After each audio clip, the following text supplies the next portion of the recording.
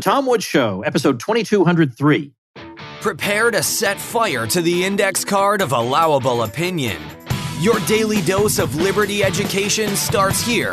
The Tom Woods Show.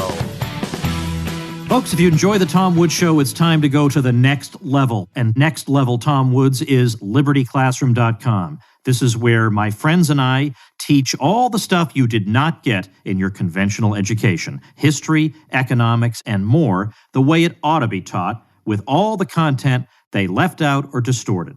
Check it out at libertyclassroom.com. Hey folks, Tom Woods here, delighted to be joined once again by our old friend Alan Mendenhall, who is Associate Dean of the Business School at Troy University and Executive Director of the Manuel H. Johnson Center for Political Economy. We're going to talk about woke corporations because, Alan, I saw you on Fox News talking about this. I knew already that Troy had some kind of initiative related to this topic, and I thought, well, for heaven's sake, if you're going on Fox News to talk about it, you got to also come on the Tom Woods Show. So welcome back. Well, thank you. I really am glad to be here. All right, let's dig into this a little bit here. This phenomenon of wokeism is really quite something in that it got going not all that long ago. I mean, this was not a thing when I was growing up in the 1980s, whereas now everybody feels the need to bend the knee to certain ideological preconceptions that collectively we think of as so-called wokeism. So accounting for this, where does it come from? Well, I think ultimately the universities, that's where the ideologies begin. But there is a younger demographic out there that is, let's say, woker than the older generations. And I think a lot of companies realize that they need to start looking for consumers and employees who are of that generation. And so a part of this is appealing to that younger demographic. But there are many other reasons for this trend towards wokeism. And like you, I didn't notice this phenomenon until recently myself. And it was really Vivek Ramaswamy's book, Woke Inc., that alerted me to the many varieties of wokeism that are out there in corporate America. Yeah, that's a helpful book. I had him on the show recently, and he's doing some really important work out there on this subject. We're going to talk about what Troy University is doing with regard to this, but I want to talk about why we're seeing this phenomenon, why CEOs feel the need to put out this kind of messaging. Now, there's a common slogan, go woke, go broke. And the implication of that is the general public doesn't go for any of this stuff. So you're just going to be shooting yourself in the foot. But, I'm not so sure. I'd love to think that's true. I would love to think that's true. I'm not entirely sure it is true. What do you think empirically?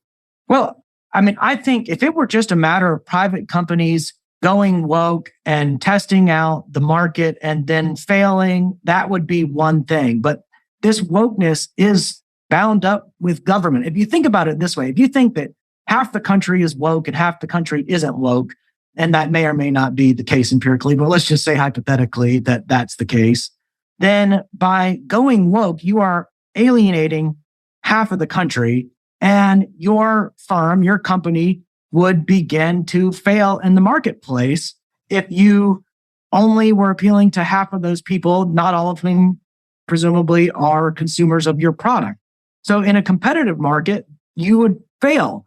So what you see woke companies going out and advocating for government regulations, especially in environmental areas where they have self-imposed restrictions, and now they want to level the playing field and encourage government and lobby government to institute those restrictions so that everybody has to play by those rules because they can't compete when they've done it to themselves. And so now they want government to start doing it for them. And that actually is something that preceded this new woke revolution.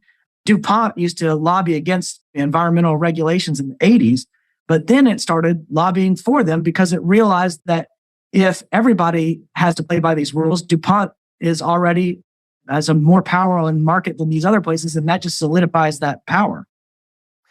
So tell me exactly what Troy University is doing about this or wants to do about this. And in giving your answer, At the end, I'd like you to address something that I've heard said in criticism of what you're doing, which is, I thought you believed in the free market. And so therefore, wouldn't you allow businesses to organize themselves according to whatever principles they want? And so isn't it anti-free market for you to take the position you're taking? So to the first part, we're just trying to teach students that profits are good and that businesses add value to society by producing goods and services, creating jobs, innovating, making our lives easier and better, the things that companies are supposed to do. There's this stigma that goes along with business after the Enron and WorldCom scandals, and people think of, Wall Street as the Wolf of Wall Street. All businesses have been portrayed as evil and sinister and greedy, and some of that is deserved, but we're trying to teach sort of the positives of business and there's the 19th century sort of ethic of commerce. And all of that is antithetical to this wokeness. And to the people who say, oh, this wokeness is all about private businesses doing, as long as government's not involved, no big deal. Well, I would encourage them to right away go Google investment firms, asset management companies, sort of the big three, the BlackRocks of the world, and look at what they are doing. They are investing, guess what? State pension money, state pension funds, and they are screening corporations based on ESG criteria. So ESG is environmental, social, and governance criteria. And that means that you have all these people who may be public school teachers or maybe just what they think of themselves as civil servants, and they've been working for the government for whatever reason. They may be conservative, they may be Christian, and their money is being invested by these asset management companies in political areas that these people disagree with.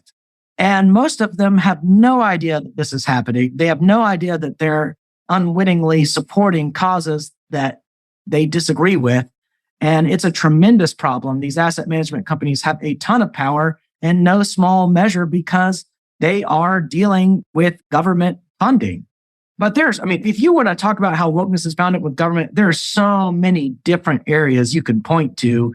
You could look at how Wells Fargo suspended the bank account of a Republican candidate in Delaware for reasons that still remain hazy. So Wells Fargo is deliberately trying to control who's gaining an office there. You've got the DOJ targeting organizations here in Alabama like Eagle Forum and trying to subpoena their correspondence to find out if there's animus in this correspondence, whether Eagle Forum had lobbied the Alabama state legislature. You've got Aetna, Levi Strauss supporting gun control. Citibank restricted some credit card and banking services for gun manufacturers. Visa, MasterCard, and American Express just this weekend announced that they're creating merchant category codes for gun shop sales that previously weren't there. Previously, they were under something called general merchandise. Ben & Jerry's is advocating hikes in the minimum wage. And then you've got a whole new cottage industry of diversity, equity, inclusion companies that are going in and advising government on how to be more inclusive, more belonging, more diverse. But what they end up advocating is the creation of new government offices and bigger bureaucracies and a growth in government. So it doesn't take a whole lot of digging to start finding how this wokeness works in favor of those who support bigger, stronger government. Can you describe in some detail this program? So it's not just a course. Is it it's a program? Yeah, it's a program. So we have students that have applied. As we stand here today, our first meeting is this evening, and it's just sort of the introductory orientation meeting. But it's a program, and the students apply, and it's competitive. And we had them write essays and submit their GPAs and transcripts and that sort of thing. And we will be reading books like Jim Ottison's 7 Deadly Economic Sins. We're going to read Woke Inc. I mentioned Ramaswamy earlier. We're going to read Woke Inc. And then we'll have people come in regularly. Well, it will be at least monthly, but we have so many people who have reached out after this Fox News appearance who want to zoom in and talk about their experience. I have an executive from Disney who wants to talk about how he was canceled by Disney. And I've gotten contacted by so many CEOs that it looks as though we're going to have to do a lot more than just a monthly meeting. We'll have some people zoom in and we'll order pizza into the room and have them up on the big screen, so to speak. And we'll have a little lecture and Q&A with the students. But also some other sort of extracurricular things we're doing is we'll do some field trips to businesses who represent sound and ethical business and talk to their CEOs and managers about what they do. And it will be over the course of an entire year. So we have reading groups and guest lectures, and then some of these Zoom guest lectures in addition to field trips. So given that you've said that there are people who want to Zoom in, are you making this open to the general public? How does it work? Could somebody listening to this actually watch some of these? We've thought about it. We're not going to do that initially just because we're frankly worried about someone coming in and probably sabotaging it or, some sort of... I was going to caution you about that. Yeah, some kind of mole or infiltration or something. So right now we're just doing it for the students. And truly, we wanted a diverse array of students, people who disagreed with us to come in and challenge us.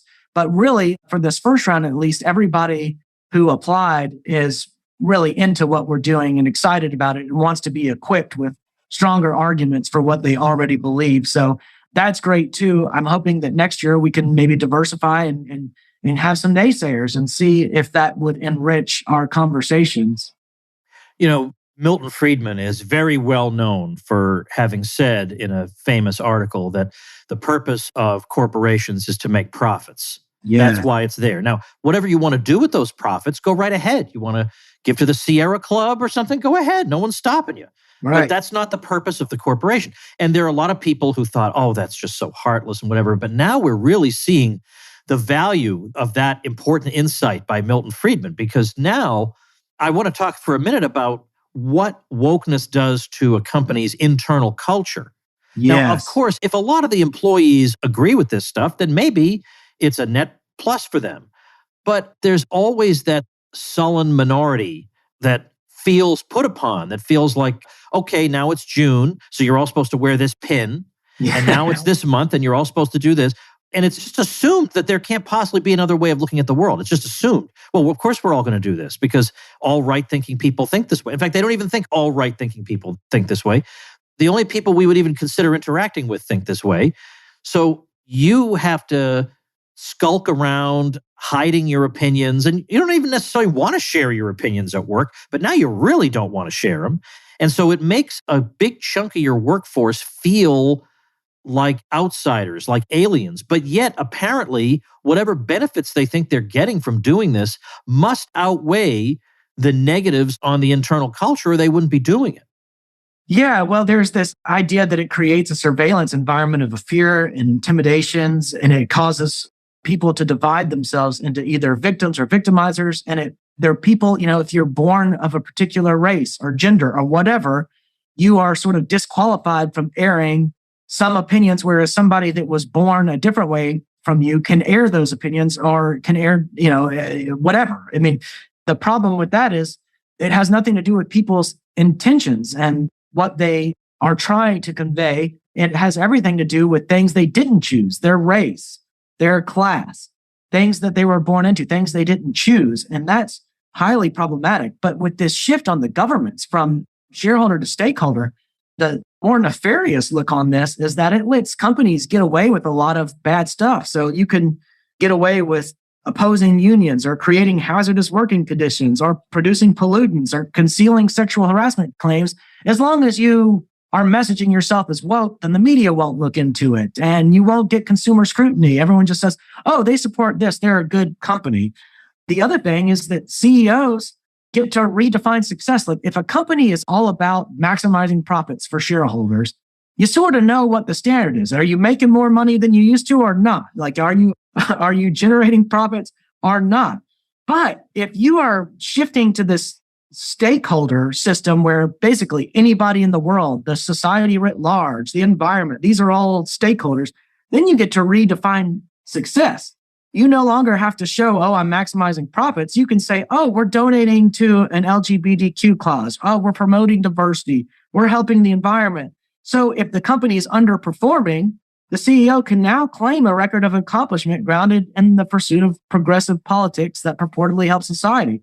Even if the business were to, say, start failing, then the CEO can say, well, we've got these social justice and social responsibility standards that we're meeting. So we may be losing profits, but because that's not the purpose of a corporation, we're still succeeding. Even if we're going out of business, we're still succeeding.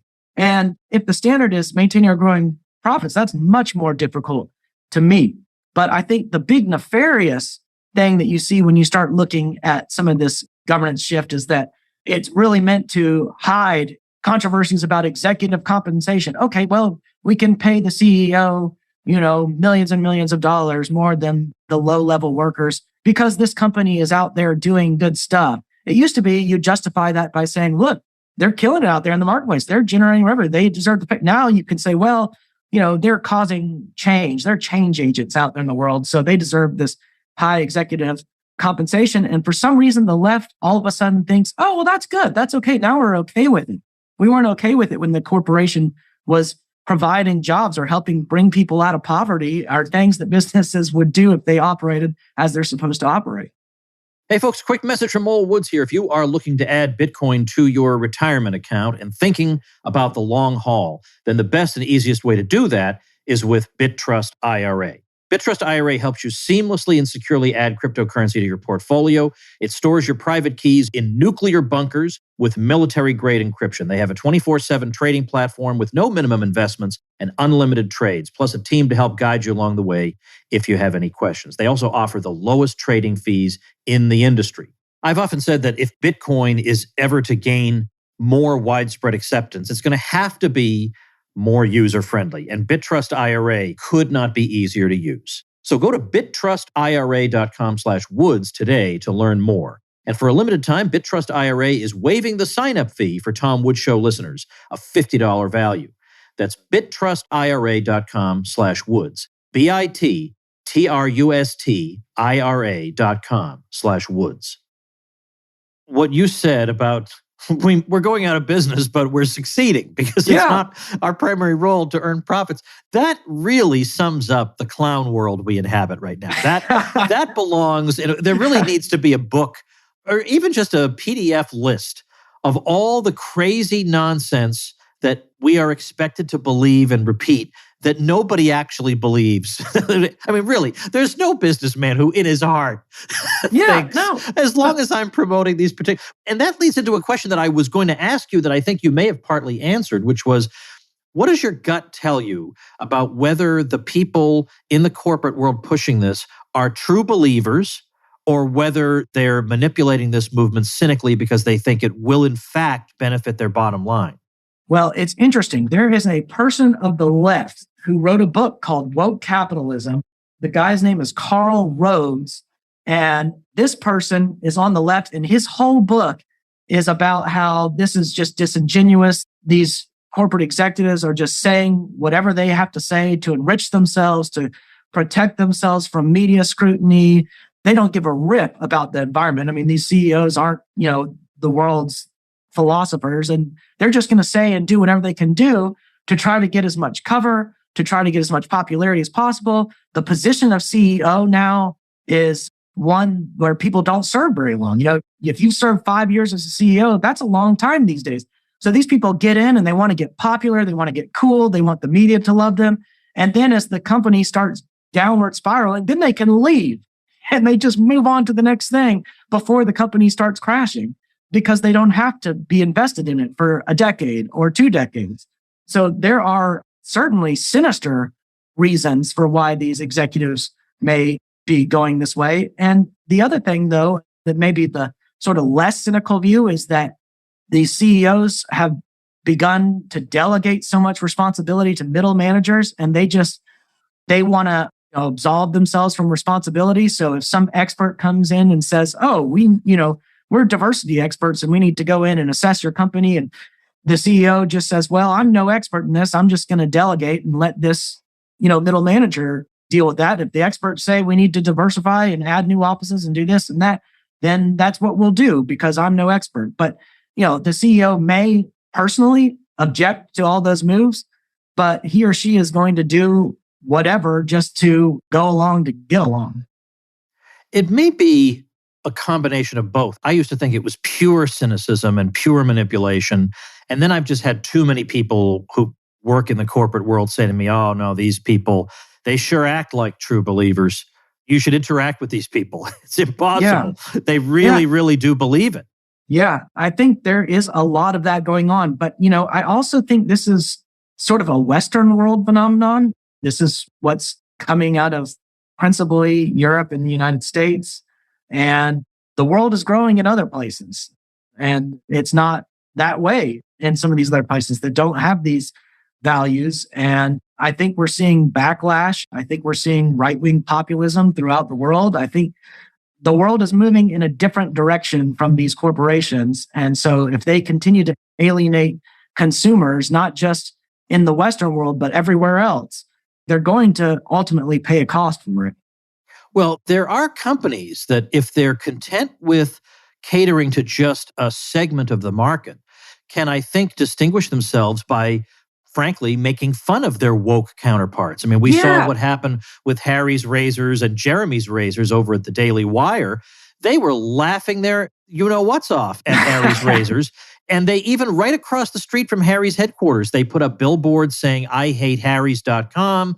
And basically they said, look, our razors are about giving you a good shave. It's not our job to tell you how to live your life or what you're supposed to think about X or Y. We're just here to help you get a good shave. Remember that? Remember those days when that was our entire job?